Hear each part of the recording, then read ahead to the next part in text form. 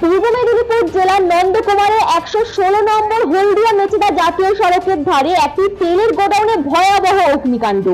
হঠাৎ করেই আগুন ছড়িয়ে পড়ে গোডাউনের ভেতরে। মুহূর্তের মধ্যেই আগুন গ্রাস করে নেয় পুরো এলাকা।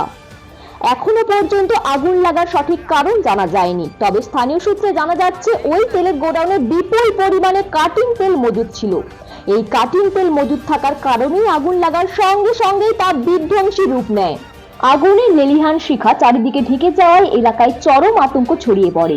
খবর পেয়ে ঘটনাস্থলে পৌঁছায় দমকল বাহিনী। আগুন নিয়ন্ত্রণে আনতে রীতিমতো হিমশিম খেতে হচ্ছে দমকলের দুটি ইঞ্জিনকে। জাতীয় সড়কের পাশে আগুন লাগার ফলে কিছু সময়ের জন্য যান চলাচলের সমস্যা সৃষ্টি হয়। দমকল কর্মীরা আগুন নেভানোর পাশাপাশি পরিস্থিতি নিয়ন্ত্রণে আনার চেষ্টা চালাচ্ছেন। এই ঘটনায় এখনো পর্যন্ত কোনো হতাহতের খবর না মিললে ব্যাপক ক্ষয়ক্ষতির আশঙ্কা করা হচ্ছে। পুরো ঘটনা তদন্ত শুরু করেছে প্রশাসন। ইউরো রিপোর্ট, খবর টাইম।